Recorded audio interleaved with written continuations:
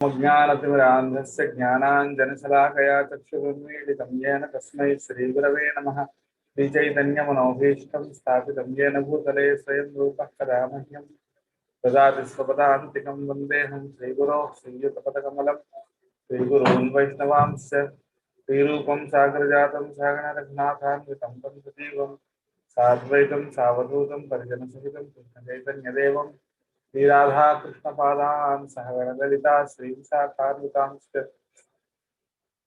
नमो ओं विष्णु पादाय कृष्ण प्रेष्ठाय भूतले श्रीमते भक्ति वेदांत स्वामिन्निति नामिने नमस्ते सारस्वते देवे गौरवाणी प्रचारिणे निर्विशेष शून्यवादि पाश्चात्य देशतारिणे हे कृष्ण करुणा सिंधो दीनबंधो जगत्पते गोपेश गोपिकान्त राधा कांत नमोस्तुते तप्त कांचन गौरांगी राधे वृंदावनेश्वरी वृषभानुसुते देवी प्रणमामि हरिप्रिये वाञ्छाकल्पतरुभ्यश्च कृपा सिन्धुभ्य एव च पतितानां पावनेभ्यो वैष्णवेभ्यो नमो नमः।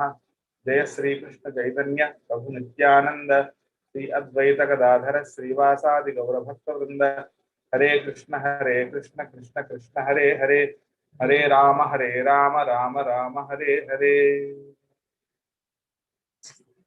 तो प्रभुपाद जी का जीवन हम देखेंगे तो मुख्य रूप से, जैसे मैंने कल बताया था, मुख्य रूप से दो चीज हमको समझ में आती है।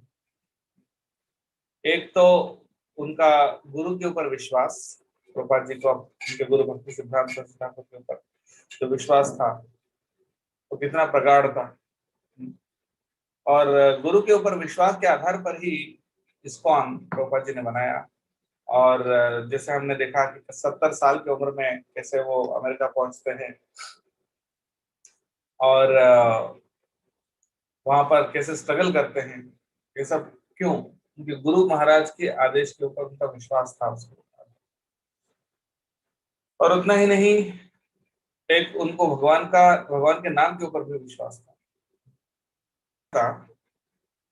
जैसे प्रभुपाद जी को उनके गुरु के ऊपर और हरिनाम के ऊपर विश्वास था। एज वेल एज भक्ति चारू स्वामी महाराज ने वो बताए थे एक बार कि प्रभुपाद जी के एक सीनियर गॉड ब्रदर थे, उनका नाम था भक्ति रक्षक श्रीधर गोस्वामी महाराज। भक्ति रक्षक श्रीधर महाराज जो है भक्ति सिद्धांत शास्त्री ठाकुर के शिष्यों में भी ऑलमोस्ट सीनियर मोस्ट, सबसे सीनियर मोस्ट माने जाते। तो बी आर श्रीधर महाराज विशेष करके वो सिर्फ फेवरेट ही नहीं बल्कि वो सीनियर ही नहीं बल्कि भक्ति सिद्धांत शास्त्री ठाकुर को बहुत फेवरेट भी थे। और भक्ति सिद्धांत सरस्वती ठाकुर जब भी कोई ऐसा कोई जटिल चीज होता था, कोई शब्द उनको चाहिए उनको प्रवचन में ऐसा कोई, तो बी आर श्रीधर महाराज उनको सलाह देते थे। और उनके गुरु भाइयों में से भी सबसे मोस्ट रिस्पेक्टेड और सबसे बड़े विद्वान के रूप में भी माने जाते थे बी आर श्रीधर महाराज, भक्ति रक्षक श्रीधर महाराज, जो प्रभुपाद जी के गॉड ब्रदर है, सीनियर गॉड ब्रदर। तो प्रभुपाद जी के एक और गॉड ब्रदर है, उनका नाम है श्री अकिंचन कृष्णदास बाबूजी महाराज। और ये अकिंचन कृष्णदास बाबूजी महाराज वो निरंतर हरिनाम करते थे और हमेशा लगभग 24 घंटे भगवान का नाम का कीर्तन करते थे। तो अकिंचन कृष्णदास बाबूजी महाराज ने एक बार बी आर श्रीधर महाराज से मिले और बोले कि अभय बाबू, यानी प्रभुपाद जी का नाम अभय बाबू बोलते थे, हाँ, अभय बाबू क्यों सक्सेसफुल हुए? इसलिए सक्सेसफुल हुए, यद्यपि आप सबसे बड़े स्कॉलर हो, आप सबसे सीनियर भी हो, पर आप इतने सक्सेसफुल नहीं हुए, लेकिन अभय बाबू सक्सेसफुल हुए इस्कॉन यानी विश्व भर प्रचार करने में। क्यों? क्योंकि उनको हरिनाम के ऊपर विश्वास था। आपको इतना विश्वास है जितना उनको है। तो ये है प्रभुपाद जी का सीक्रेट। हाँ, एक हरिनाम के ऊपर विश्वास और दूसरा उनके गुरु के ऊपर विश्वास। हाँ, उनके गुरु के निर्देशों के ऊपर, उनके आदेशों के ऊपर। गुरु के ऊपर विश्वास होना मतलब गुरु के आदेशों के ऊपर विश्वास होना। अगर आप बोलेंगे कि नहीं मुझे गुरु के ऊपर बहुत विश्वास है पर उनके आदेशों के ऊपर विश्वास नहीं, इसका मतलब हमें गुरु के ऊपर ही विश्वास नहीं। तो गुरु के ऊपर विश्वास होना मतलब उनके आदेशों के ऊपर विश्वास होना चाहिए। तो जो प्रभुपाद जी को था, उनने सारे इंस्ट्रक्शंस को as it is strictly follow किए। ये भी नहीं सोचा कि मैं अभी 70 साल का उम्र हो गया, अब मैं क्या क्या कर पाऊंगा, ये नहीं सोचा। तो एक तो हरिनाम के ऊपर विश्वास और एक गुरु के ऊपर विश्वास। हरिनाम के ऊपर विश्वास को समझाने के लिए एक और सुंदर पास टाइम है, लीला है प्रभुपाद जी का। जब इस्कॉन मंदिर, वृंदावन का जो इस्कॉन मंदिर है, उसका जब उद्घाटन हो रहा था, प्राण प्रतिष्ठा हो रहा था, कृष्ण बलराम के विग्रह प्रभुपाद जी ने प्राण प्रतिष्ठा किया। और उस क्योंकि पहली बार इस्कॉन जो है वृंदावन में आया हुआ है, और वृंदावन में तो बहुत सारे पुरातन मंदिर हैं, हम सब जानते हैं, जो वृंदावन गए हम सब जानते हैं। हाँ, राधा रमन मंदिर, हाँ, बांके बिहारी, और मदन मोहन गोविंद जी, इस तरह से बहुत सारे मंदिर हैं वहां पर। और उन मंदिरों को सैकड़ों साल से परिचालन करने वाले जो वहां के गोस्वामी, गोस्वामी मतलब उनको टाइटल है गोस्वामी, तो वो जो है वहां के जो मुख्य सीनियर जो पंडित थे, वो सब उन सबको बुलाना पड़ा, मतलब उन सबको बुला के, मतलब क्योंकि वो सब सीनियर है, इस्कॉन मंदिर आया है, तो उनको भी आमंत्रण किए। और वो ये जो यज्ञ है, ये जो अनुष्ठान है, उसको देख रहे थे। यानी कृष्ण बलराम का विग्रह का प्रतिष्ठा हो रहा था, और उस टाइम पे इन सब ने वो वैदिक मंत्र जप कर रहे थे, जो वैदिक मंत्र बोल रहे थे यज्ञ में, जो आहुति डालते हैं ना, प्राण प्रतिष्ठा हो रहा है, हाँ, उद्घाटन हो रहा है उसका जो यज्ञ, वो जोर जोर से वैदिक मंत्रों का उच्चारण हो रहा है। ठीक है। तो पीछे यज्ञ यज्ञ जहां हो रहा था, थोड़ी सी मतलब उनसे जस्ट पीछे भक्त सब बैठे हुए थे यज्ञ को देखने के लिए, और हरिनाम संकीर्तन कर रहे थे। और जब वो हरिनाम संकीर्तन कर रहे थे, हरे कृष्ण मंत्र का कीर्तन कर रहे थे, जो यज्ञ करने वाले जो ब्राह्मण थे, वो बोल रहे थे कि आप आवाज कम करो, अब आवाज कम करो, क्योंकि यहाँ पर हम क्या बोलते हैं उसको, मंत्र उच्चारण कर रहे हैं, यज्ञ हो रहा है। तो वो भक्तों ने आवाज कम कर ली, और प्रभुपाद जी तो पीछे बैठे हुए थे और इशारा कर रहे थे भक्तों को, जो हरिनाम संकीर्तन करने वाले भक्तों को इशारा कर रहे थे, और जोर से उनके सामने जोर से नहीं बोले ताकि उनको बुरा ना लगे, क्योंकि वो सब तो मंदिर, बड़े बड़े मंदिरों के क्या बोलते हैं उसको, फाउंडर थे, मतलब फाउंडर नहीं, उसको परिचालन करने वाले थे कि ना, सब वृंदावन में जाने माने जो गोस्वामी लोग हैं, तो वो लोग यज्ञ कर रहे हैं, तो उनके सामने तो उनके बात को नहीं काट सकते, इसलिए प्रभुपाद जी लेकिन पीछे से इशारा कर रहे थे, कीर्तन और जोर से करो। क्योंकि प्रभुपाद जी का विश्वास ज्यादा उन वैदिक अनुष्ठानों के ऊपर, उससे ज्यादा किसके ऊपर था, हरिनाम संकीर्तन के ऊपर, इसलिए उन्होंने बोला कि जोर जोर से करो। इसका मतलब यह नहीं कि वैदिक मंत्र सही ढंग से उच्चारण नहीं करना चाहिए, वो भी करना चाहिए, लेकिन हरिनाम संकीर्तन ज्यादा महत्वपूर्ण है।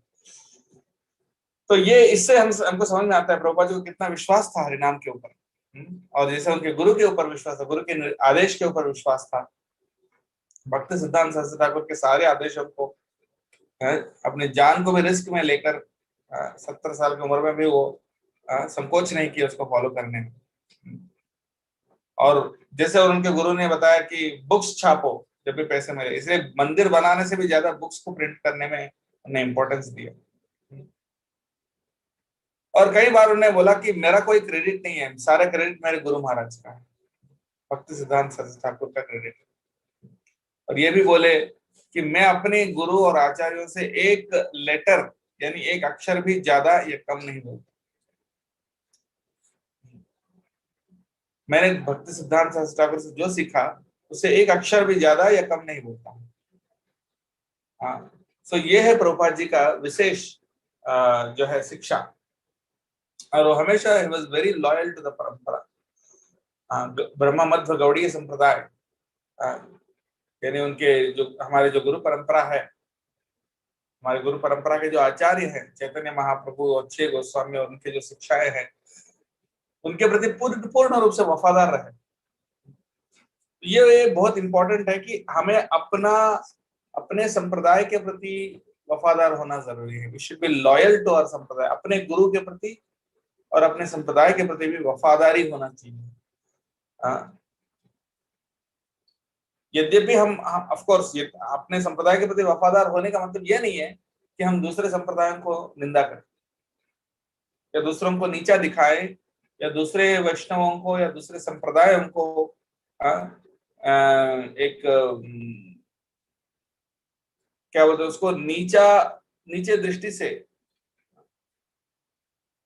देखें, ऐसा नहीं। उनको भी सम्मान करना चाहिए, नहीं सोचना चाहिए कि नहीं हम सबसे बेस्ट है बाकी सब बेकार है। हाँ, ये तो फिर एक संकुचित मनोभाव हो जाता है। हाँ, अगर आप बोलेंगे कि नहीं हम ही इस्कॉन ही सर्वश्रेष्ठ है, बाकी सारे संस्थाएं सब बेकार है या बाकी सारे जो संप्रदाय हैं वो प्रामाणिक नहीं है, तो फिर ये क्या हो जाता है, ये अहंकार का रूप ले लेता है और अपराध भी हो जाता है उससे। ये भगवान कभी सहन नहीं करेंगे ऐसे अपराध। इसलिए दूसरे संप्रदायों को भी सम्मान करना जरूरी है, दूसरे वैष्णवों को भी सम्मान करना जरूरी है, लेकिन वफादारी तो अपने संप्रदाय के प्रति ही होनी चाहिए। तो प्रभुपाद जी इसको दर्शाए अपने जीवन में। प्रभुपाद जी रामानुजाचार्य, मध्वाचार्य और भी दूसरे आचार्यों को भी वो कोट करते थे, उनको भी सम्मान करते थे, उनके भी जीवन के कुछ अच्छे शिक्षाएं हमको देते थे, लेकिन वफादारी पूर्ण रूप से ब्रह्म मध्य गौड़ी संप्रदाय के प्रति ही था। तो सो रेस्पेक्ट ऑल वैष्णव, यानी सभी वैष्णवों को सम्मान जरूर देना चाहिए, लेकिन फॉलो तो अपने गुरु को और अपने संप्रदाय को ही करना चाहिए। तो ये प्रभुपाद जी ने शिक्षा दिया और इस तरह से प्रभुपाद जी को समझने के लिए बहुत सारे मुख्य सिद्धांत है और प्रभुपाद जी ने प्रचार के ऊपर जोर दिया। उसको समझने के लिए 4 मुख्य रूप से सिद्धांत है प्रभुपाद जी ने जो बताया, और इन 4 सिद्धांतों अगर हम समझेंगे तो प्रभुपाद जी के मूड को हम समझ जाएंगे, प्रभुपाद जी के मनोभाव को हम समझ जाएंगे। पहला सिद्धांत है books are the basis. Books are the basis यानी ग्रंथ ही, बुक्स ही आधार है। हम जो कुछ करते हैं, हम जो कुछ सोचते हैं, उन सब हर चीज का आधार क्या है, प्रभुपाद जी के ग्रंथ। Books are the basis. Books यानी वैदिक ग्रंथ, विशेष करके भगवत गीता, श्रीमद् भागवतम, चैतन्य चरितामृत इत्यादि जो हमारे संप्रदाय के जो भी मुख्य ग्रंथ है, जो श्रील प्रभुपाद जी ने जो हमको ट्रांसलेट करके दिए, ये आधार है। हम जो कुछ बोलते हैं, जो भी बात करते हैं, कोई भी सवाल आता है हमारे मन में, तो उसको अपने मन से विचार नहीं देना चाहिए।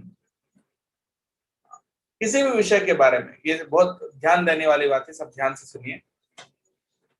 अगर कोई आपसे कोई किसी चीज के बारे में प्रश्न करते हैं, तो उसके लिए उसको जवाब देने के 2 तरीके हैं। एक तो अपने मन से जो आपको लगता है वो जवाब देना, आपको जो सही लगता है या आपको जो समझ में आता है वो बताना, ये पहला तरीका है। और दूसरा ये है जो प्रभुपाद जी ने बताया, जो भगवत गीता और भागवतम में जो प्रभुपाद जी ने जो जिस तरीके से समझाया वैसे समझाया। तो ये 2 तरीकों में से कौन सा सही है? दूसरा। ऑफ कोर्स जो आपको समझ में आए वो भी बता सकते हैं, लेकिन प्रभुपाद जी ने जो शिक्षा दी है, जैसे समझाया वैसे समझाना सबसे सही है, क्योंकि वो परिपूर्ण ज्ञान है प्रभुपाद जी ने जो और शास्त्रों में जो दिया गया। इसलिए अपने मन से जवाब नहीं देना किसी भी सवाल को, वो चाहे किसी भी विषय से संबंधित क्यों ना हो। अगर कोई आपसे पूछे स्त्रियों को क्या नौकरी करना चाहिए कि घर पे रहना चाहिए, ये भी एक सवाल है। तो कोई अपने मन से बोल सकते हैं नहीं नहीं ऐसा करना चाहिए, वैसा करना चाहिए, ये सही है वो गलत है। उससे अच्छा प्रभुपाद जी क्या बताते हैं, गीता और भागवत क्या बताते हैं, उसके आधार पर जवाब दे। अगर कोई पूछेंगे कि क्या हमें मॉडर्न जो टेक्नोलॉजी है वो उपयोग करना चाहिए कि नहीं, कंप्यूटर, लैपटॉप और मोबाइल फोन इत्यादि, ये जो टेक्निकल जो टेक्नोलॉजिकल जो इक्विपमेंट्स हैं, क्या उनको उपयोग करना चाहिए, कोई अगर पूछें उसमें अपने मन से जवाब दे सकते हैं, हाँ करना चाहिए या नहीं करना। अपने मन से जवाब देने से अच्छा हमेशा साधु शास्त्र गुरु का प्रमाण के आधार पर चले, चाहे जीवन के किसी भी मुद्दे में। हम कई बार देखते हैं अक्सर कि इस्कॉन के भक्त भी जो इस्कॉन में सेवा करते हैं, इस्कॉन में भक्ति करते हैं, हाँ, तो वो भी कभी कभी इस जाल में फंस जाते हैं और सब अपने अपने अपने मन के विचार बताने लग जाते हैं कि मुझे ऐसा लगता है, मुझे वैसा लगता है। हाँ, तो हर व्यक्ति को कुछ ना कुछ लगता है। हर व्यक्ति के मन में कुछ ना कुछ विचार रहता है, तो हमारा विचार का क्या वैल्यू है? प्रभुपाद जी बताते हैं कि you and your opinion, what value does it have? आपको भी कोई वैल्यू नहीं है और आपका ओपिनियन को भी कोई वैल्यू नहीं है। ना हमें कोई वैल्यू है, ना हमारे ओपिनियन को वैल्यू है। हमें क्या जानना चाहिए? भगवान का ओपिनियन क्या है ये जानना चाहिए, ना कि मेरा ओपिनियन क्या है और आपका ओपिनियन क्या है। इसलिए भगवान का ओपिनियन हम जब जान जाते हैं तो वो सबसे परफेक्ट ओपिनियन है। तो भगवान का ओपिनियन हमें कैसे मालूम चलेगा? साधु शास्त्र गुरु प्रमाण। प्रभुपाद जी ने क्या बताया, भगवत गीता भागवतम में क्या बताया गया है, हाँ, और आचार्यों ने क्या किया, इस आधार पर हम तय करते हैं कि क्या सही प्रमाण है।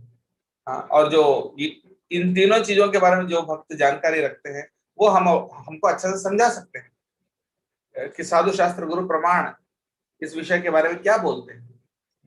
इसलिए प्रभुपाद जी ने बोला बुक्स आर द बेसिस। हम जो भी विचार करते हैं, जो भी करना चाहते हैं, जो भी सवाल है, जो भी विचार है, हर चीज के बारे में हमें आधार अल्टीमेटली वापस घूमकर वहीं आना चाहिए, यानी बुक्स, प्रभुपाद जी के बुक्स, वहां ढूंढना चाहिए इस समस्या का समाधान क्या लिखा है वहां। कोई भी समस्या हो, कोई भी सवाल हो, हाँ, और जो भी हम जीवन में करना चाहते हैं, जीवन में मुझे अभी क्या करना है, कैसे आगे बढ़ना है, उसका भी समाधान आपको बुक्स में ही ढूंढना चाहिए। इसलिए प्रभुपाद जी ने क्या कहा, बुक्स आर द बेसिस। जो भी हम बोलते हैं, प्रवचन करते हैं, दूसरों को समझाते हैं, जो भी बोलते हैं, जैसा प्रभुपाद जी ने कहा, एक अक्षर भी इधर उधर नहीं बोलता हूँ, थोड़ा तो ज्यादा या कम नहीं बोलता हूँ। तो वैसे ही हमको भी होना चाहिए। हमको भी जब प्रवचन देते हैं, दूसरों को भक्ति के बारे में समझाते हैं, तो हमें देखना चाहिए जो मैं बोल रहा हूँ क्या प्रभुपाद जी की शिक्षा के अनुसार बोल रहा हूँ, क्या अपने मन से। कोशिश करना चाहिए कि एक भी अक्षर इधर उधर ना बोले। हाँ, ऑफ कोर्स आपका रियलाइजेशन भी होना जरूरी है, पर वो रियलाइजेशन जो है प्रभुपाद जी की शिक्षा के आधार पर होना चाहिए, ना कि उससे हटके कुछ होना चाहिए। ये बहुत जरूरी है। अपने अनुभव जो है, वो जो शिक्षा हमने प्रभुपाद जी से ग्रहण किया और प्रभुपाद जी और उनके वरिष्ठ शिष्यों से जो शिक्षा हमने ग्रहण किया, उस शिक्षा के आधार पर हमारा अनुभव होना चाहिए और उसके आधार पर हम बोल सकते हैं, लेकिन उससे थोड़ा हटके नहीं। जब जैसे ही आप उससे हटके कुछ बोलने लग जाते हैं, इमीडिएटली आप बन जाते हैं असार, यानी आपकी जो कनेक्शन खत्म हो गई। जैसे मान लीजिए अभी बिजली चल रही है, लाइट बल्ब चल रहा है, तो मैं कई बार ये एग्जांपल दे चुका हूँ। जैसे अगर मान लीजिए कहीं कनेक्शन कट जाती है तो क्या हो जाए, लाइट गोल हो जाती है, लाइट नहीं आएगी।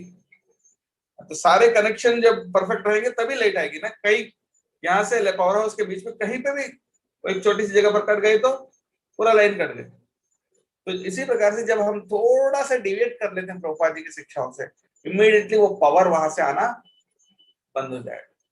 जब 100% एज इट इज जब बोलेंगे तभी हमको पावर मिलता है। तो इसलिए हमको क्या करना चाहिए, बुक्स आर द बेसिस, ये जानना चाहिए। जो भी हम प्रचार करते हैं, जो भी करते हैं, उसका आधार क्या है, प्रभुपाद जी के ग्रंथ। उसके बाद दूसरा जो शिक्षा है प्रभुपाद जी ने जो दिया, प्रीचिंग इज द एसेंस। प्रचार ही सार है। पहला सिद्धांत क्या है, बुक्स आर द बेसिस, यानी ग्रंथ ही आधार है, शास्त्र ही आधार है, शास्त्र ग्रंथ ही हमारे आधार है, आधार। उसके बाद दूसरा है प्रचार ही सार है, प्रीचिंग इज द एसेंस। यानी ऐसा नहीं कि बस हम भगवान का नाम ले लिए और हमारा काम हो गया, बस थोड़ा बहुत जप कर लिया, भगवान की आरती कर लिया, पूजा कर लिया, तो हमारा जीवन, हमारा उद्धार हो गया, बस नहीं। प्रभुपाद जी ने अपनी जान को रिस्क में लेके 70 साल की उम्र में वो वृंदावन में थे, वृंदावन में बहुत अच्छा भजन कर रहे थे। उनको वृंदावन छोड़कर अमेरिका जाने की क्या आवश्यकता थी? वो भी 70 साल की उम्र में 2 बार हार्ट अटैक को भी फेस करके क्यों गए? क्योंकि वो प्रचार करना चाह रहे थे। प्रचार ही सार है। तो तो यही मूल भक्ति सिद्धांत सरस्वती, यही यही जो भाव है, भक्ति विनोद ठाकुर का भी वही भाव था, भक्ति सिद्धांत सरस्वती ठाकुर का भी वही मिशन था।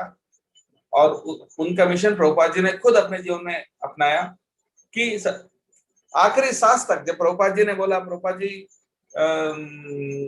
इस्कॉन स्थापना करने के बाद काफी साल बाद, यानी लगभग 82 साल की उम्र में, 82 साल की उम्र में जब प्रभुपाद जी, तब तक इस्कॉन बहुत बड़ा हो चुका था, लगभग पूरे विश्व में फैल गया था, बहुत मतलब सबसे बड़ा मतलब संगठन, यानी सबसे बड़ा संस्था जो वैदिक धर्म का संस्था इस्कॉन बन गया था।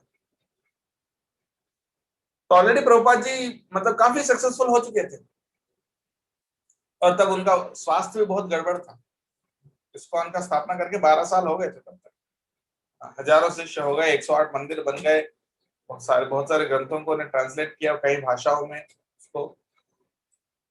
तो 82 साल की उम्र में प्रभुपाद जी, आप अगर प्रभुपाद जी के लास्ट वीडियो देखेंगे, मैं सबको रिकमेंड करता हूँ कि आप जरूर देखिए प्रभुपाद जी की जो लास्ट टाइम के जो वीडियो है, यानी आखिरी जो दिन है प्रभुपाद जी का, आखिरी दिन का जो वीडियो है, शायद यूट्यूब में अवेलेबल है, तो देखिए प्रभुपाद जी बिस्तर पे लेटे, उनका शरीर देखिए कैसा है। उनका शरीर को देखेंगे तो उनके शरीर में बिल्कुल मांस नहीं बचा था, सिर्फ हड्डी ही बचे थे। ऐसा ऐसा लग रहा है कि कोई जो कंकाल होता है ना, उसी प्रकार से, अपराध को क्षमा करें, लेकिन वैसा दिखते थे प्रभुपाद जी।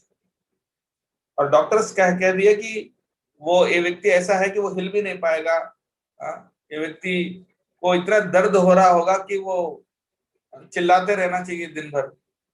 लेकिन प्रभुपाद जी उस सारे दर्द को सहन किए, और बिस्तर पे लेटे लेटे भी वो हमेशा भागवतम को ट्रांसलेट कर रहे थे, बुक्स लिखवा रहे थे। यानी प्रभुपाद जी बुक्स कैसे लिखते थे, वो बोलते थे और उसको बाद में टाइप किया जाता था। तो प्रभुपाद बुक्स ट्रांसलेट करते थे, हाँ, आखिरी सांस तक।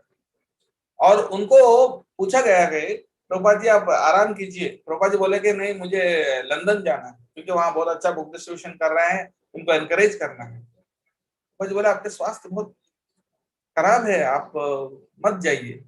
प्रभुपाद जी ने कहा नहीं,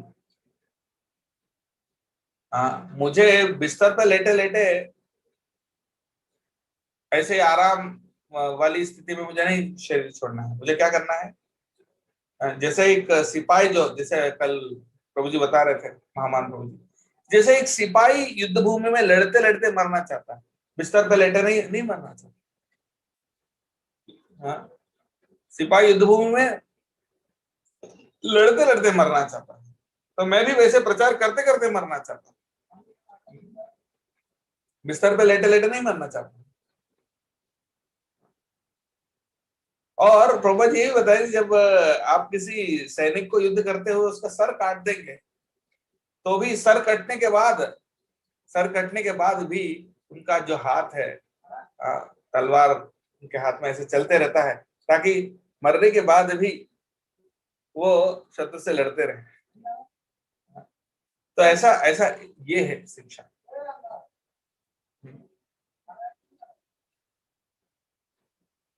तो इस प्रकार से ये प्रभुपाद जी का शिक्षा, यानी प्रीचिंग इज द एसेंस, प्रचार ही सार है। हम सिर्फ अपने खुद का उद्धार अकेला नहीं चाहते, लेकिन हम जितना हो सके इफेक्टिवली। लेकिन इसमें एक समझने वाली बात बहुत इंपॉर्टेंट है कि जब प्रचार करने का मतलब ये नहीं कि सिर्फ अपने विचार दूसरों को बताना, जबरदस्ती सुनो, भक्ति करो नहीं तो मरोगे, इस प्रकार से दूसरों को जबरदस्ती अपने विचार थोपना नहीं है प्रचार का मतलब। प्रचार का मतलब ये होता है कि किस तरीके से हम बताएं तो व्यक्ति उसको समझ पाता है, किस तरीके से हम बताएं, या किस किस भावना से, किस एटीट्यूड के साथ हम जब बताएं, किस तरीके से हम बताएं तो उसका सही प्रभाव पड़ेगा, वो जानकर उस तरीके से प्रचार।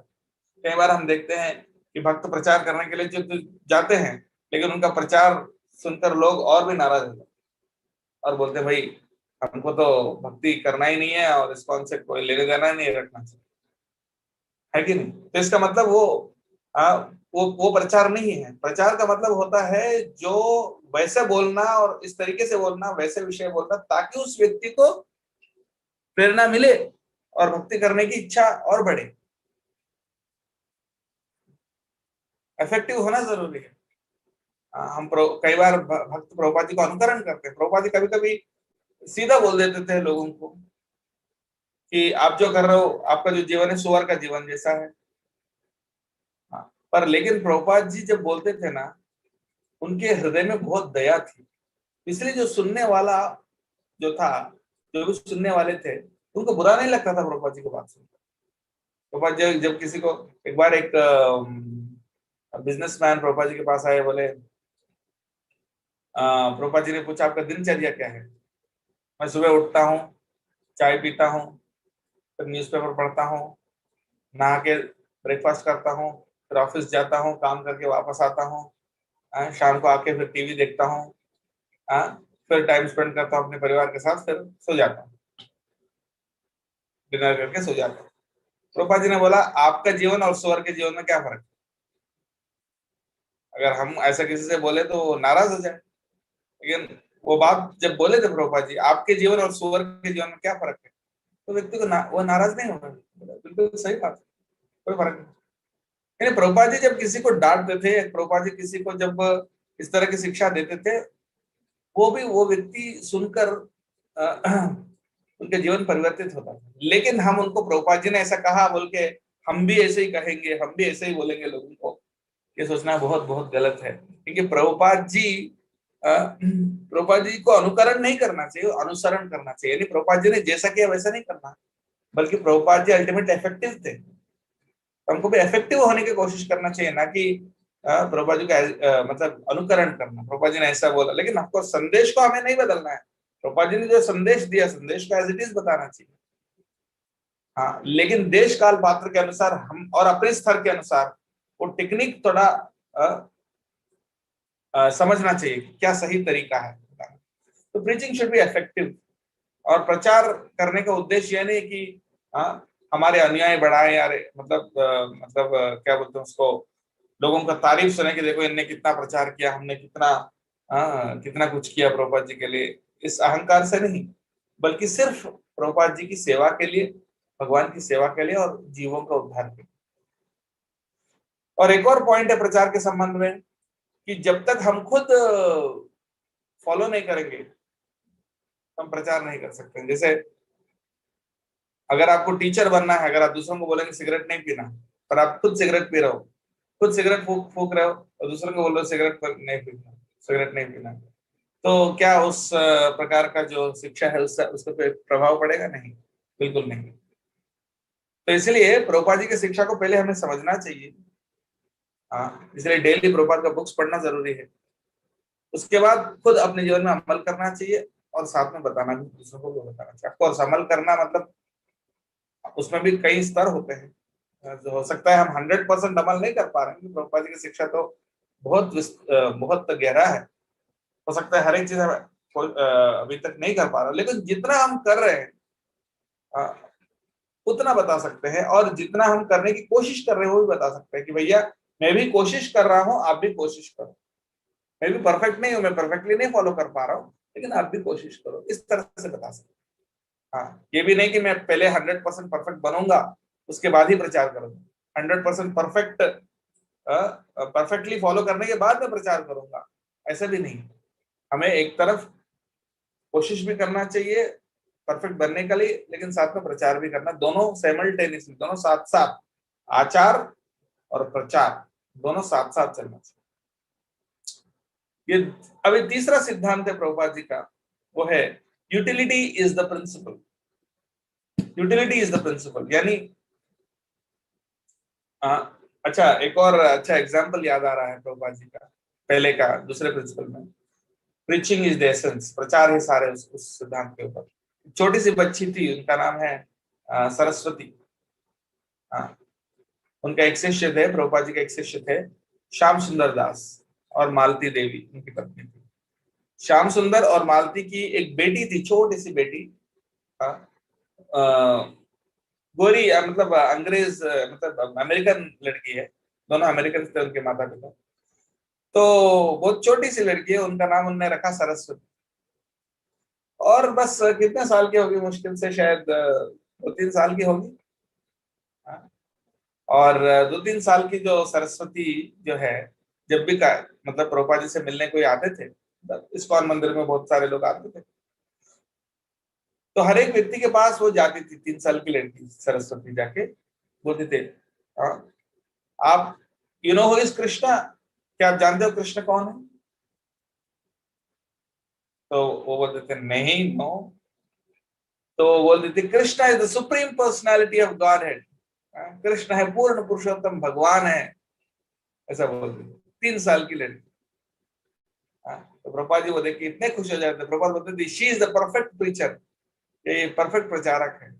वो ज्यादा कुछ जानती तो नहीं है, वो इतना ही जानती है कि कृष्ण परम पुरुषोत्तम भगवान है, उतना ही जानती थी, और उतना ही वो दूसरों को बताती थी। तो जरूर नहीं कि हमको बहुत बड़े विद्वान होना पड़ेगा, लेकिन जितना हमने सीखा, जितना हमने सुना, दूसरों को बताना चाहिए। लेकिन जैसे मैंने पहले बताया, जो हम बताते हैं वो इफेक्टिव होना जरूरी है। ऐसा नहीं कि हम प्रचार कर रहे हैं और हमारा प्रचार सुनकर लोग और भड़क भड़क गए और इस कौन सा और दूर हो गया, ऐसा नहीं। हम हमें इस तरीके से बताना चाहिए कि लोगों को वो आकर्षक लगे और लोगों को प्रेरणा मिले, और उनका हृदय परिवर्तित हो, उनके अंदर श्रद्धा जगे भगवान के ऊपर और गुरु के ऊपर। ये प्रचार है। प्रचार का मतलब है श्रद्धा जगाना लोगों के हृदय में। तीसरा प्रिंसिपल है यूटिलिटी इज द प्रिंसिपल। यानी यूटिलिटी का मतलब होता है यूज करना, किसी चीज को उपयोग करना।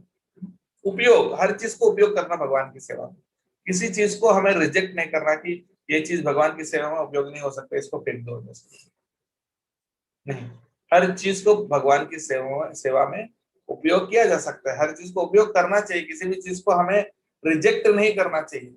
एक बार एक शिष्य प्रभुपाद जी के पास आए, बोले प्रभुपाद, एक बाबा है, एक बहुत फेमस बाबा है, गुरु है, तो वो कहता है कि वो कभी पैसे को छूते नहीं है, हाथ में लगाते, पैसे को छूते नहीं। और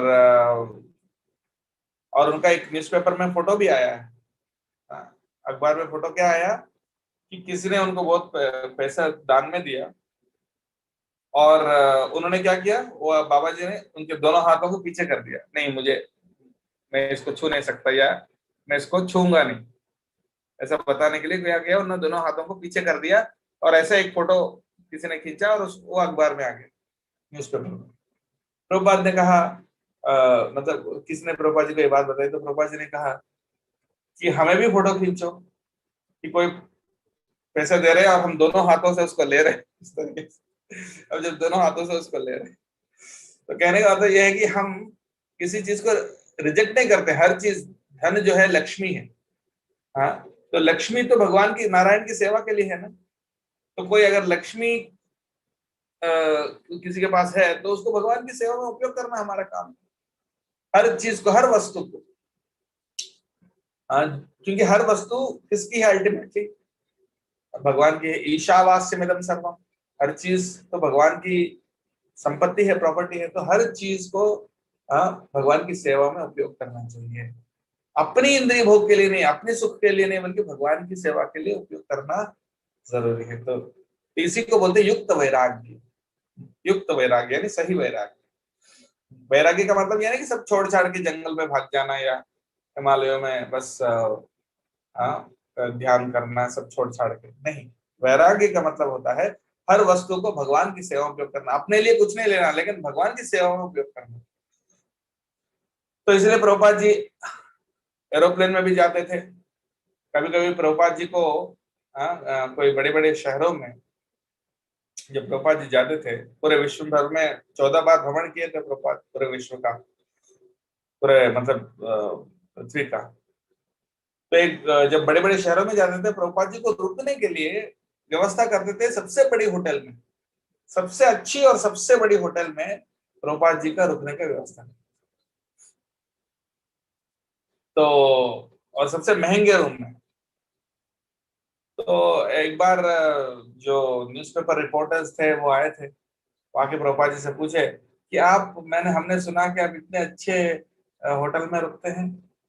हाँ, हाँ, और प्रभुपाद जी को लेने के लिए एक बहुत अच्छा कार आया था। कौन सा car? Rolls Royce. Rolls Royce car, जो बहुत महंगा कार आज भी, रोल्स रॉयस कार में प्रभुपाद जी को ले आए।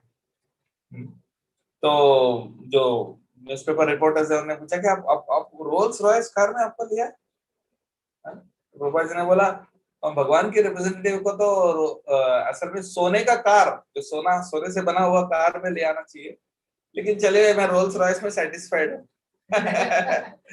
प्रभा जी ने बोला, फिर बोले आपने सुना कि आप सबसे अच्छे महंगे होटल में आपको ठहराया गया। तो प्रभा जी ने बोला, मैं तो पेड़ के नीचे भी रह सकता हूँ, मुझे कोई अच्छे होटल की जरूरत नहीं है, मैं पेड़ के नीचे भी रह सकता हूँ, लेकिन अगर मैं पेड़ के नीचे बैठ के अगर प्रवचन करता तो क्या आप लोग आते सुनने के लिए? आप लोग नहीं आते। न्यूज़पेपर कवरेज देने के लिए आप लोग आते नहीं आते ना, इसलिए मैं वहां रुका। तो प्रभुपाद जी का असल में ऑफ कोर्स गुरु सब कुछ भगवान की सेवा पे, अपने भगवान की सेवा के नाम पे कभी कभी हम अपनी सुख के लिए हम किसी भी चीज को यूज कर लेते हैं, तो वो गलत है। इसलिए हमको क्या करना चाहिए, अपने सुख के लिए नहीं और भगवान की सेवा के लिए, बहुत जरूरी है। हाँ, लेकिन वही प्रभुपाद जी जो सबसे अच्छे होटल में रुकवाते थे कोई शिष्य उनके लिए, लेकिन वो जब भुवनेश्वर गए, हाँ, वहां पर मंदिर बनाने के लिए गौर गोविंद महाराज से मिलने के लिए, हाँ, भुवनेश्वर जो उड़ीसा में है, वहां जब गए थे प्रभुपाद जी, वहां पर कुछ नहीं था। एक छोटी सी झोपड़ी, यानी जो बम्बू से बना हुआ छोटा सा वो था, वहां ठहरने का और बाथरूम लेटरिन का भी प्रॉपर व्यवस्था नहीं था। तो 15 दिन प्रभुपाद जी वहां रुके गौर गोविंद महाराज जी के साथ, जहाँ कुछ भी नहीं है। तो यानी प्रभुपाद जी के लिए वो बड़ा होटल या छोटा सा झोपड़ी उससे कोई मतलब नहीं था। हाँ, भगवान की सेवा के लिए जो जरूरी है वो था। भगवान भी वैसे ही थे। जब भगवान श्री कृष्ण मिथिला गए थे, एक बहुत गरीब ब्राह्मण था और वहां का राजा भी थे, श्रुतदेव और बहुलाश्व। कृष्ण भगवान एक थे तो दो बन गए, एक कृष्ण कहाँ गए, श्रुतदेव के पास, एक कृष्ण बहुलाश्व के पास गए, और राजा ने तो 56 भोग खिलाया, बहुत बड़े बड़े सिंहासन के ऊपर बिठाया, और ये गरीब ब्राह्मण तो बस नीचे ही एक छोटा सा चटाई बिछा के बस अपने चादर से उनको खवा दिए और जो भी थोड़ा बहुत था उनको खिलाए। तो भगवान दोनों से संतुष्ट। तो हर चीज को भगवान की सेवा में उपयोग करना चाहिए। प्रभुपाद जी ने बोला, एटम बॉम्ब को भी आप उपयोग कर सकते हो भगवान की सेवा में। जो अणु बॉम्ब है ना, उसको भी भगवान की सेवा में उपयोग किया जा सकता है, लेकिन उसको उपयोग करने के लिए बहुत उन्नत और शुद्ध वैष्णव होना चाहिए। हाँ, हर चीज को भगवान की सेवा में उपयोग किया जा सकता है, कोई भी चीज को रिजेक्ट करने की जरूरत नहीं। इसलिए प्रभुपाद जी ने वही किया। हाँ, उनके शिष्यों को उपयोग किया, धन को उपयोग किया, इन्फ्लुएंस को उपयोग किया, हर चीज को जो भी उनके पास आए, हर चीज को, लेकिन पूरी तरह से अपने लिए नहीं बल्कि भगवान की सेवा में पूरी तरह से उपयोग किया। और इसलिए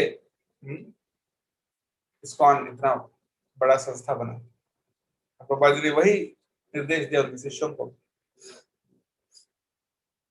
पर प्रभुपाद जी ने एक बहुत इंपॉर्टेंट बात बताई, हर चीज को आप एक्सेप्ट करो, भगवान की सेवा में उपयोग करो, और आखिरी में अपने पास कुछ मत रखो। ऐसा नहीं कि भगवान की सेवा के नाम से हमने बहुत कुछ ले लिया और आधा आपने अपने पास रख लिया अपने खुद के लिए। नहीं, प्रभुपाद जी बोला, सुबह दिन भर आप कलेक्ट करोगे, हाँ, और भगवान की सेवा में उपयोग कर लोगे, और रात तक बैलेंस, अकाउंट में बैलेंस कितना, 0। हाँ, जितना आपने सुबह कलेक्ट किया शाम तक उसको स्पेंड कर दिया भगवान की सेवा, खत्म। कुछ अपने लिए कुछ बचाने का कोई सवाल नहीं। तो this is called utility is the principle. Prabhupada ji ने प्रिंटिंग प्रेस को उपयोग किया बुक्स छापने के लिए। उन दिनों जो भी टेक्नोलॉजी था, जो डिक्टाफोन था जिसके माध्यम से प्रभुपाद जी बुक्स लिखते थे, यानी उसमें डिक्टेट करते थे, उसको रिकॉर्ड होता था, बाद में उसको टाइप करके शिष्यों में छापते थे। एरोप्लेन को यूज करते थे। तो प्रभुपाद जी ने बोला, yes you should utilise technology, लेकिन वो भगवान की सेवा में, ऐसा नहीं कि आप टेक्नोलॉजी को उपयोग करने की बजाय टेक्नोलॉजी आपको उपयोग कर रहा है, ऐसा नहीं होना चाहिए। अगर आप यूटिलाइज कर सकते हो, आग आग को अगर यूज करना आप जानते हो तो कोई बात नहीं, भगवान की सेवा में उपयोग कर, लेकिन यूज करना नहीं जानते तो क्या होगा, जलेगा, सर्वनाश होगा।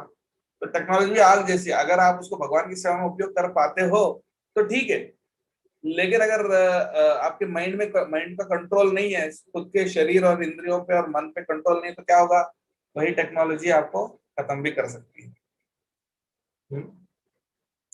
तो इसलिए कोई भी चीज, धन हो, टेक्नोलॉजी हो, हाँ, सुंदर स्त्री हो या कोई भी चीज हो, उसको भगवान की सेवा में उपयोग करने के लिए बहुत माइंड कंट्रोल होना चाहिए। थोड़ा सा भी उसके ऊपर हमें भोग करने की इच्छा है तो भगवान की सेवा की जगह अपनी सर्वनाश करेंगे। इसलिए we should be extremely mind controlled. तो ये है तीसरा principle, utility is the principle. और आखिरी प्रिंसिपल है चौथा, purity is the force. Purity is the force यानी शुद्धता ही शक्ति है। प्यूरिटी यानी शुद्धता, प्यूरिटी इज द फोर्स यानी हमको शक्ति कहां से मिलती है भगवान की सेवा करने के लिए या प्रचार करने के लिए? वो आपकी शुद्धता से मिलती है। शुद्धता का मतलब क्या है ना, आपका आपका हृदय कितना साफ है, आपका हृदय कितना शुद्ध है। और हृदय साफ करने के लिए एक ही तरीका है, भगवान का नाम और भगवान की भक्ति, यानी भक्ति के मार्ग। और हृदय साफ कैसे होता है? जब भगवान का नाम का जप, हरे कृष्ण मंत्र का जप हम करते हैं, हरे कृष्णा कृष्णा कृष्णा हरे हरे, हरे राम राम राम हरे हरे। रूपा जी ने बोला 16 माला का जप डेली करना है, और वो भी 10 अपराधों से मुक्त होकर।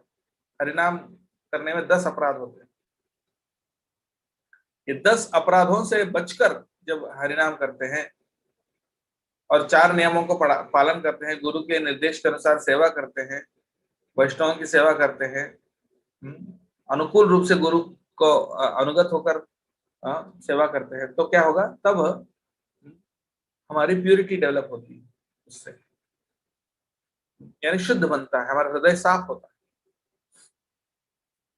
और जितना हमारा हृदय साफ होता है, साफ होना मतलब क्या है? गंदगी निकलना।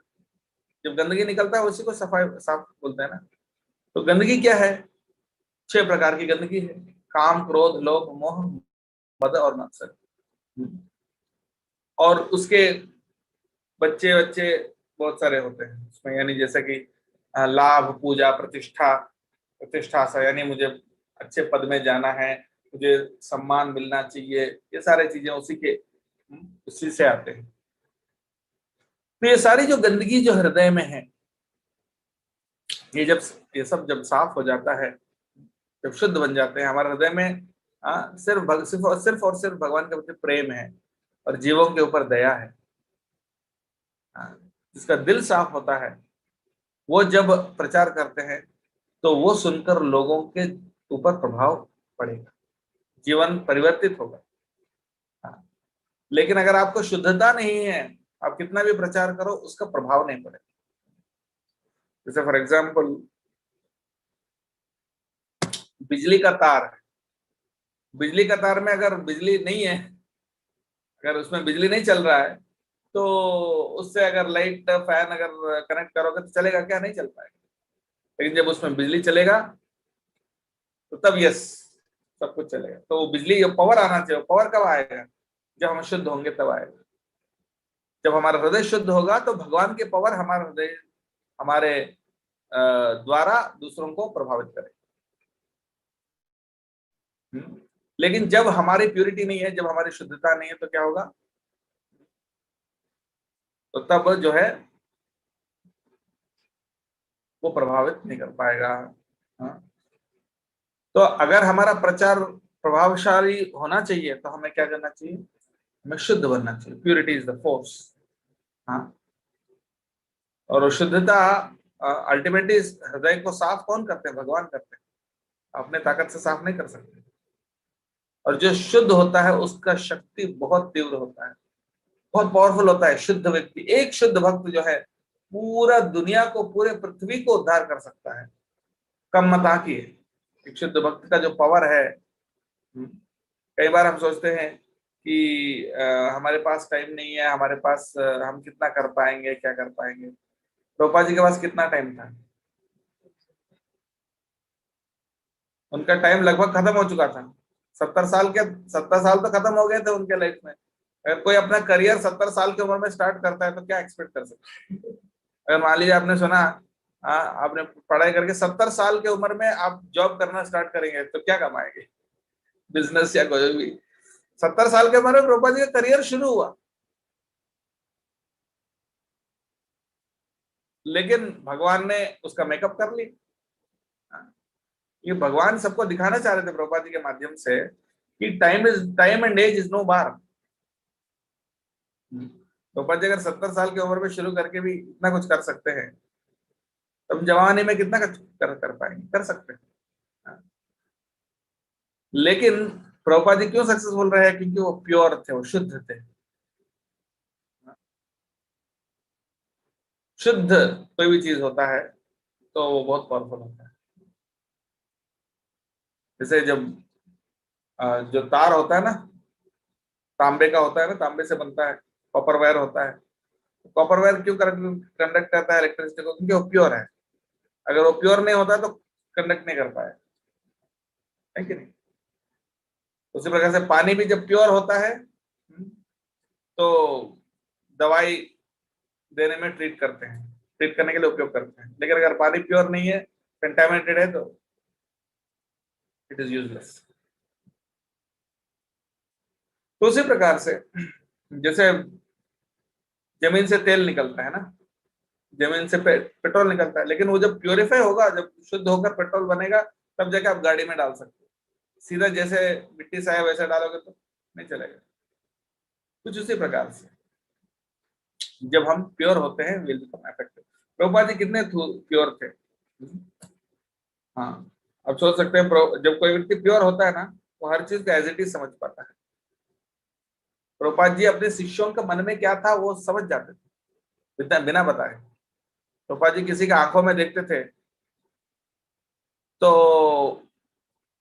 ऐसा कई भक्तों ने बताया कि प्रभुपाद जी जब हमारे आंखों में देखते थे तो हम मतलब ऐसा लगता था कि जो चीज हम मतलब किसी को बताए नहीं, हमारे मन में जितने चीजें हैं सब प्रभुपाद जी को दिख रहा है एज इट इज साफ। प्रभुपाद जी सब कुछ देख पाते, किसी के मन में क्या है ये भी समझ पाते। ऐसा बोलते हैं, एक बार एक भक्त थे, प्रभुपाद जी के पास आए, बोले मुझे दीक्षा लेना है। तो दीक्षा मतलब वो दीक्षा के लिए आ गया था, पर उनने किसी को नहीं बताया। उनके मन में इच्छा थी कि मुझे प्रभुपाद जी से दीक्षा के बाद एक ऐसा नाम मिले कि मदन मोहन, मदन मोहन दास, ये नाम चाहते थे। मतलब ऐसा नाम अगर मिलेगा तो अच्छा होगा। ये बात किसी को नहीं बताया उन्होंने, सिर्फ मन में सोचा। हाँ, और वो आए और एक के बाद एक भक्त आते हैं, उनका नाम प्रभुपाद जी देते हैं, माला देते हैं और नाम देते हैं। जब ये आए तो उनका नाम तो कुछ इंग्लिश नाम था, अमेरिकन नाम था कुछ। तो प्रभुपाद जी ने किसी शिष्य को पूछा, मदन मोहन नाम तो कोई है क्या ऑलरेडी हमारा शिष्य? तो उनके शिष्य ने कहा, हाँ हाँ, मदन मोहन नाम तो ऑलरेडी एक मदन मोहन दास है। तो प्रभुपाद जी ने बोला, अच्छा वो नाम तो नहीं है, इसलिए आपका नाम होगा भरद्वाज दास, वो नाम भी है। लेकिन वो प्रभुपाद जी को ऐसा क्यों लगा कि इनको वो नाम देना चाहिए? तो ये होता है प्योरिटी। इसीलिए 2 घंटे भी न सोते हुए प्रभुपाद जी इतना कुछ कर पाते थे। पूरा विश्व को, सबको, जो भी प्रभुपाद जी के पास आता था तुरंत प्रभावित हो जाता था। कैसे? हाँ, जो भी आता था, चाहे हिप्पीज हो, चाहे फोर्ड कंपनी का मालिक हो, हाँ, चाहे एलन गिन्सबर्ग हो, चाहे कोई भी हो। एक बार प्रभुपाद जी लंदन में थे, भगवान की सेवा कर रहे थे, तो अचानक जो भगवान के ऊपर बना हुआ जो मंदिर है, हाँ, जो बहुत भारी था, तो एकदम से गिर के भगवान के ऊपर गिरने लगा। और प्रभुपाद जी ने एकदम से क्या किया, उनके हाथ से उसको पकड़ लिया। हाँ, उनके हाथ से पकड़ लिया और शिष्यों ने कहा कि भाई ये तो इतना वजनदार है कि 4-4 लोग नहीं उठा पाएंगे उसको। प्रभुपाद जी ने एकदम से उसको ऐसा हाथ लगा के पकड़ लिया, इतने में भक्तों ने उसको हटा लिया, नहीं तो भगवान के ऊपर गिर जाए। वो भी इतने बूढ़े व्यक्ति कैसे उसको पकड़ पाए, लोग सरप्राइज हो गए थे। तो कहने का मतलब ये है, तो प्योरिटी ऐसा होता है, प्योरिटी से होता है। प्रभुपाद जी दिल को छू लेते थे जो भी बोलते। हाँ, और उनकी दया। एक बार प्रभुपाद जी, दो दो इंस्टेंसेस है। एक बार बूढ़े लोग अमेरिका में प्रभुपाद जी जाते थे, और जो बूढ़े बूढ़े लोग हैं वो लोग गोल्फ खेल रहे हैं, गोल्फ, गोल्फ होता ना गेम, गोल्फ खेल रहे थे, और उसको देख के प्रभुपाद जी रोने लगे। देखिए यार, ये बूढ़े लोग हैं, कल मर सकते हैं, कितने दिन बच्चे हैं उनके लाइफ में, कोई गारंटी नहीं है। भगवान के नाम ले लेने की जगह ये लोग गोल्फ खेल रहे हैं। कोई उनको बिल्कुल पता ही नहीं कि जीवन का उद्देश्य क्या है, ये सोचकर प्रभुपाद जी रो रहे थे। और वही प्रभुपाद जब मायापुर में थे, वहां उनके कमरे की खिड़की से वो देखे थे कि भक्तों का प्रसाद के बाद जो जो पत्तल, जो झूठे पत्तल जो फेंकते हैं ना, एक जगह पर सारे झूठे पत्तल फेंका गया था। और वहां के पास का एक गांव के कुछ छोटे छोटे बच्चे थे, वो वहां आए, और वहां कुछ कुत्ते भी थे। और ये कुत्ते जो है, वो जो पत्तल पत्तल पत्तल के अंदर जो थोड़ा बहुत बचा हुआ, वो सब जो झूठा जो जो भी खाना है वो खा रहे थे कुत्ते। और कुछ बच्चे भी वहां से उठा रहे थे। हाँ, और बच्चे भी कुछ झूठा खाना उठा रहे थे खाने के लिए। और जब बच्चों ने वो झूठा खाना उठाया उस झूठे पत्तल में से, तो एक कुत्ता भी आया, और कुत्ता भी उस पत्तल को खींच रहे हैं, और कुत्ता भी उस झूठे पत्तल को खींच रहा है, और ये बच्चा भी उसी झूठे पत्तल को खींच रहे हैं। यानी कुत्तों से लड़के वो कचरे डिब्बे से वो झूठे पत्तल से खाना निकाल रहे थे। ये देखा प्रभुपाद जी, और तुरंत उनके आंखों में से आंसू आ गए, और बोले यहाँ से 20 किलोमीटर दूरी में, रेडियस में कोई भूखा नहीं होना चाहिए।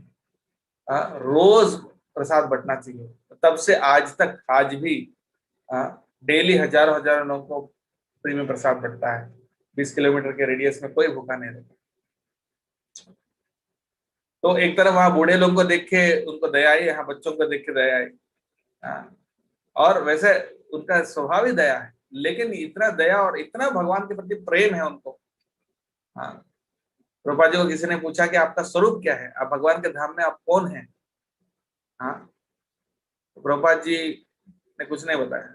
भगवान का धाम में, यानी भगवान की लीला में आपका स्वरूप क्या है, प्रभुपाद जी ने जवाब नहीं दिया। हाँ, प्रभुपाद जी ने किसी ने बोला क्या आप भगवान के गोप सखा है, या आप गोपी हैं, या कुछ और है, कुछ और है? तो प्रभुपाद जी ने कहा डोंट स्पेक्युलेट, यानी कल्पना मत करो। तो किसी किसी और ने कहा कि हाँ प्रभुपाद जी प्लीज बताइए ना। प्रभुपाद जी ने बोला if I tell you you will faint, अगर मैं बताऊंगा तो आप मूर्छित हो जाओगे। प्रभुपाद जी ने ऐसा, हाँ। एक बार एक व्यक्ति ने, एक हाई कोर्ट जज है, उनके घर में प्रभुपाद जी गए थे, और वो हाई कोर्ट जज तो राधा कृष्ण के बहुत बड़े भक्त थे। भक्त मतलब वैसे ही भक्त है। हाँ, मतलब इस्कॉन के रूल्स तो फॉलो नहीं कर रहे थे वो, जानते नहीं ज्यादा कुछ। तो प्रभुपाद जी से रिक्वेस्ट किया, हाई कोर्ट के जज है, प्रभुपाद जी उनके घर में आए थे, तो उनको रिक्वेस्ट किया प्रभुपाद राधा कृष्ण की लीला बताइए, राधा और कृष्ण की लीला है कुछ सुनाइए। प्रभुपाद जी ने बोला अन्नाद भवन्ति भूतानि पर्जन्याद अन्न संभवा, यानी अन्न जो है बारिश से होता है, और बारिश यज्ञ से होता है, इसलिए हरिनाम संकीर्तन करना चाहिए। तो फिर उनको लगा कि शायद इनका प्रश्न प्रभुपाद को सुनाई नहीं दे, इसलिए दोबारा उन्होंने पूछा कि राधा और कृष्ण की लीलाएं सुनाइए ना। तो प्रभुपाद जी फिर वही बोला अन्नाद भवन्ति भूतानि या कुछ गीता के श्लोक सुनाने लगे। हाँ, हाँ। तो फिर तीसरी बार फिर उनने पूछा कि राधा कृष्ण की लीला से, कृष्ण प्रभुपाद जी ने बोला शायद आप बहुत योग्य हो सुनने के लिए, लेकिन बोलने के लिए मैं तो इतना योग्य नहीं हूँ। यानी राधा और कृष्ण की लीलाएं हर किसी को हर हर जगह पर नहीं बताते हैं। जो बहुत शुद्ध है, शुद्ध अवस्था में पहुंचे हैं, वही उन्हीं को सुनाते हैं, और वही प्रामाणिक गुरु से हमें सुनना चाहिए। कोई सस्ते चीज नहीं है, आजकल जैसे भागवत कथा में हर कोई बताता है, और वो सब सुन के लोग बाल्टी बाल्टी भर के, क्या बोलते हैं उसको, आंसू, उनके आंखों में से आंसू आ जाता है, लगता है कितना प्रेम है, कितना प्रेम आ गया। हाँ, और वापस जाके दारू पीते हैं, घर जाके या टीवी देखते हैं। हाँ, तो ये प्रेम नहीं है। तो इसलिए पहले हमें शुद्ध बनना पड़ेगा राधा कृष्ण की लीला सुनने से या समझने से पहले। तो कोई चीज को सस्ता नहीं, मतलब वो सबकी उसकी वैल्यू प्रभुपाद जी हमेशा हाँ बरकरार रखते थे। और एक बार न्यूज़पेपर रिपोर्टर ने पूछा क्या आपका अद्वैतवाद है? कि विशिष्टाद्वैतवाद है कि द्वैत है। ये अद्वैतवाद तो शंकराचार्य का फिलॉसफी को बोलते हैं, द्वैत तो मध्वाचार्य का, और विशिष्टाद्वैत तो रामानुजाचार्य का। ऐसे तरह तरह के फिलॉसफी से बहुत गहराई में जाएंगे तो न्यूज़पेपर वाले ने पूछा आपका अद्वैत है कि द्वैत है कि विशिष्टाद्वैत है कि क्या है? प्रभुपाद जी ने, हाँ वहां पर बोले थे प्रभुपाद जी ने, अन्नाद भवन्ति भूतानि, अन्न से हम जीते हैं। फिर उसने दोबारा वही प्रश्न पूछा, फिर से प्रभुपाद बोले अन्नाद भवन्ति भूतानि, इसलिए संकीर्तन करो, संकीर्तन यज्ञ से बारिश होगा, बारिश से अन्न मिलेगा तो हम जी सकते। फिर से उसने पूछा तो प्रभुपाद जी ने बोला कि ये सारे विशिष्ट अद्वैत द्वैत ये सब समझ के क्या करोगे, पहले प्रैक्टिकल ये समझो ना। तो वो जो पूरा प्रश्न पूछ रहा है प्रभुपाद उसका जवाब नहीं देते थे। प्रभुपाद जी जो बताना चाहते हैं वही उनको बताते, क्योंकि जो उसके लिए जरूरत है वो बताते, ताकि उनका प्रश्नों का जवाब देने का कोई हम मशीन है कि जो प्रश्न पूछा जाए उसका जवाब हम देने के लिए बने हुए नहीं। उनको जो जरूरत है वो बताना गुरु का काम है। पर वो लोग सेटिस्फाइड भी होते थे, ऐसा नहीं कि प्रभुपाद जी ने अपने मन से जो भी बता दिए, हाँ, और उनको उनका क्वेश्चन का जवाब नहीं मिला, ऐसा नहीं, क्वेश्चन का जवाब भी मिलता था, सेटिस्फाइड भी होते थे। तो इस प्रकार से प्रभुपाद जी का मूड समझने के लिए प्रभुपाद जी को इंस्ट्रक्शन को समझना पड़ेगा।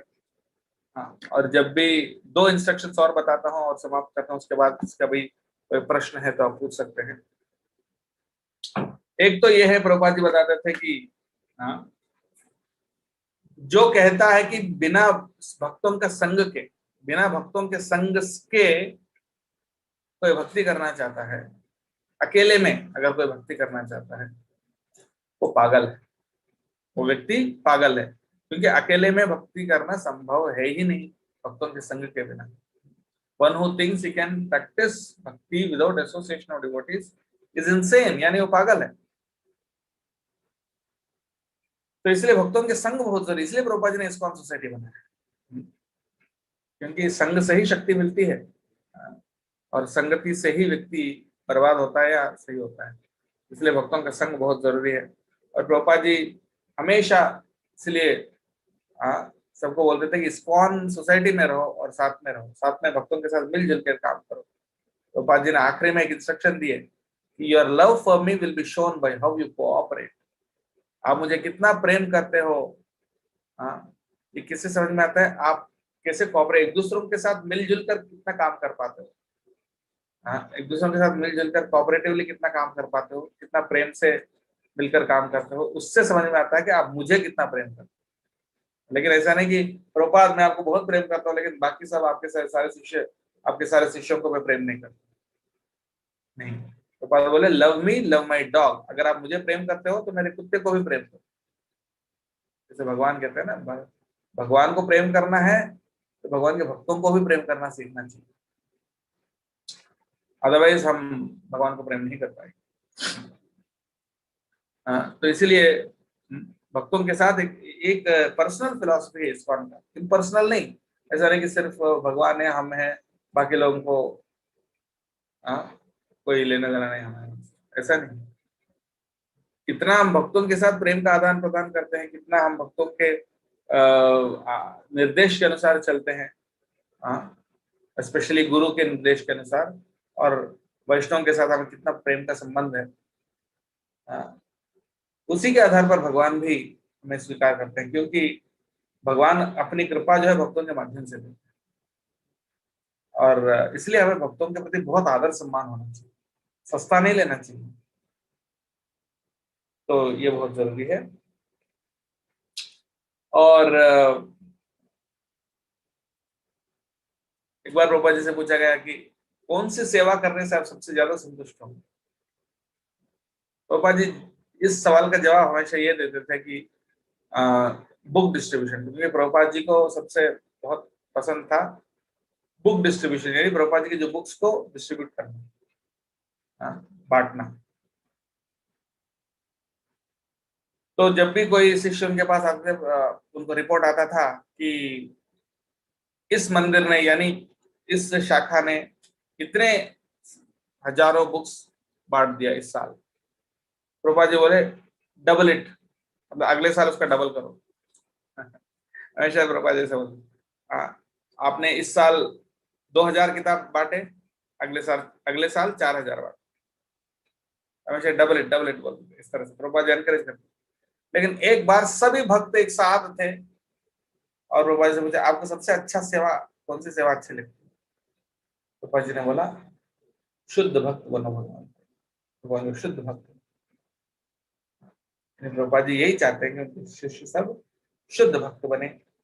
उनसे पूछा गया कि आपके शिष्य को कैसे पहचान सकते हैं, आपके सही फॉलोअर को हम कैसे पहचान सकते हैं? प्रभुपाद जी ने कहा परफेक्ट जेंटलमैन, सबसे परफेक्ट जेंटलमैन होगा, उनका बिहेवियर सबसे परफेक्ट होगा, उससे आप पहचान सकते हैं कि मेरे फॉलोअर को। तो इस प्रकार से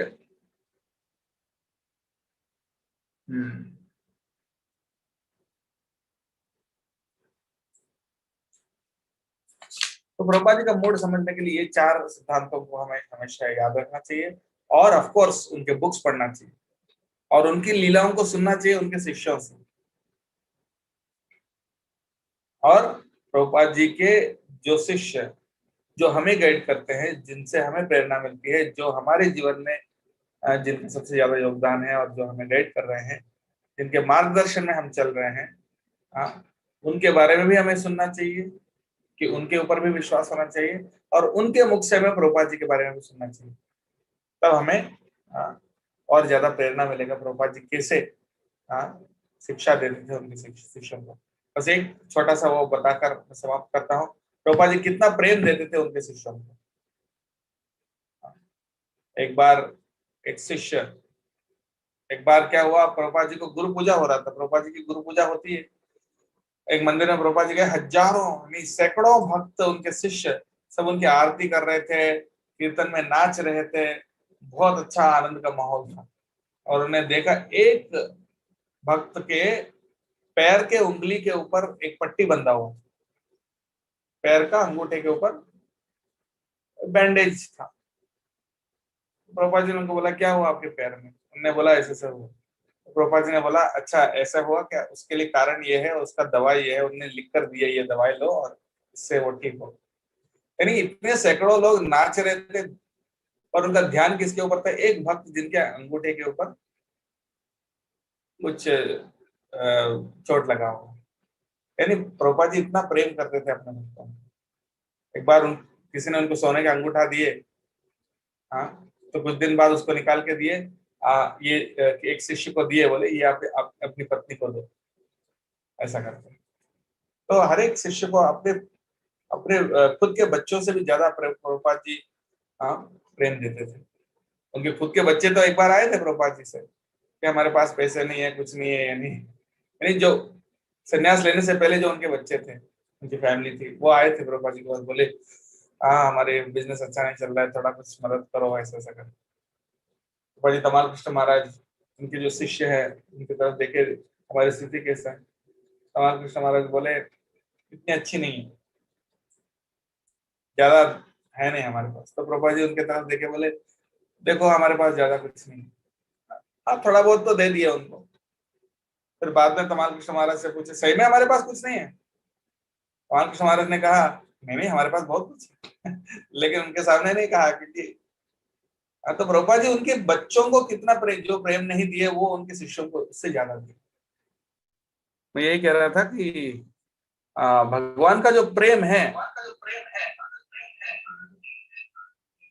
वो प्रभुपाद जी के शिष्यों को प्रभुपाद जी के माध्यम से मिला। तो इसलिए प्रभुपाद जी के शिष्य इतना समर्पित कर दिए प्रभुपाद जी, यानी एक भक्त को, यानी प्रचारक को इतना प्रेम देना चाहिए कि जो भगवान का प्रेम है उनके माध्यम से दिखना चाहिए। प्रचारक इतना प्रेम देता है जो प्रेम अपने परिवार में भी नहीं दे सकता है, जो प्रेम इस दुनिया में कोई भी नहीं दे सकता है। इस दुनिया का सारा प्रेम मिलाकर जो प्रेम है उससे भी बड़ा प्रेम किनका है? भगवान का है कि नहीं? और भगवान का प्रेम का स्वरूप है गुरु, यानी गुरु से जो प्रेम मिलता है वो प्रेम इस दुनिया का किसी भी प्रेम से भी तुलना नहीं कर सकते, किसी भी प्रेम से बड़ा है। वैसा प्रभुपाद जी थे। तो इसलिए ये सब समझने से प्रभुपाद जी का बुक्स पढ़ना जरूरी है, प्रभुपाद जी के लेक्चर्स सुनना जरूरी है, और शुद्ध भक्तों से प्रभुपाद जी के बारे में सुनना जरूरी, तब हम प्रभुपाद जी को और अच्छे से उनके मिशन को समझ पाएंगे, उनके व्यक्तित्व को समझ पाएंगे, उनके टीचिंग्स को समझ पाएंगे। तब हम अपने जीवन को सही तरीके से सुधार सकते हैं और दूसरों को भी हम सुधार सकते हैं। तो बहुत धन्यवाद। अब किसी का कोई प्रश्न है तो पूछ सकते हैं। Any questions? एक क्वेश्चन था जितेंद्र समरवाल का। हरे कृष्ण प्रभु जी, please accept my hello sir. एक प्रश्न है कि if one sometimes takes help to follow Prabhupada's instructions of short lectures, one of it devotees from other authentic sampradaya, is that disloyalty?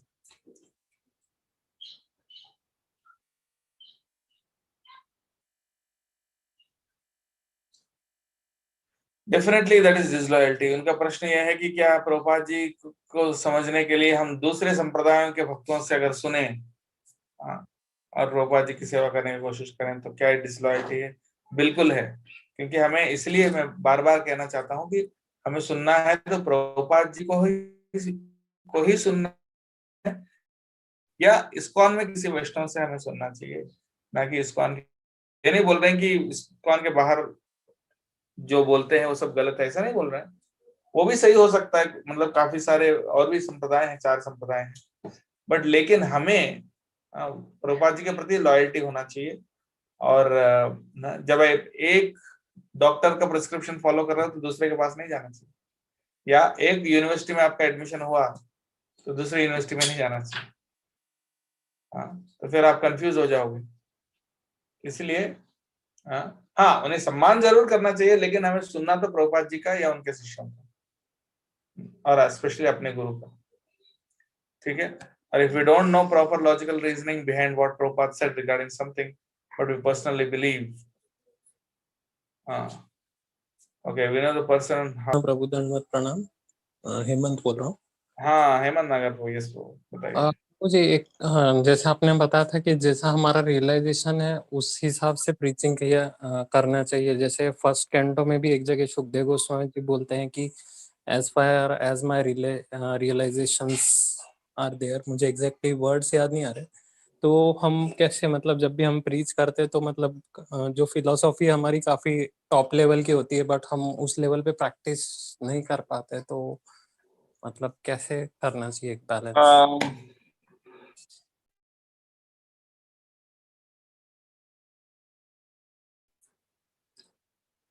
हाँ, Hare Krishna bro, I am not sure, मुझे actually समझ, एक बार और repeat कर सकते हैं क्या आपके क्वेश्चन को?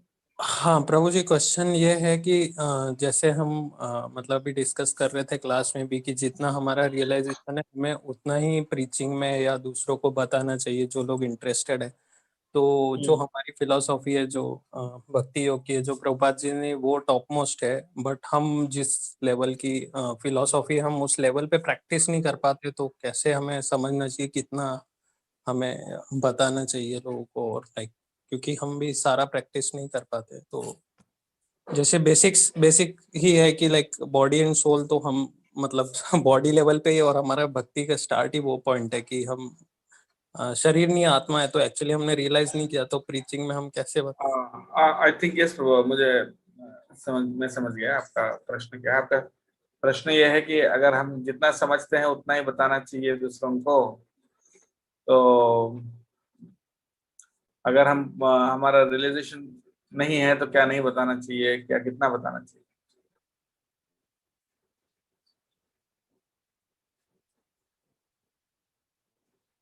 जिस चीज पे हमें विश्वास है लेकिन हो सकता है रियलाइजेशन, तो बता सकते हैं। Like for example Golok Vrindavan के बारे में, गोलोक वृंदावन तो हमने देखा नहीं,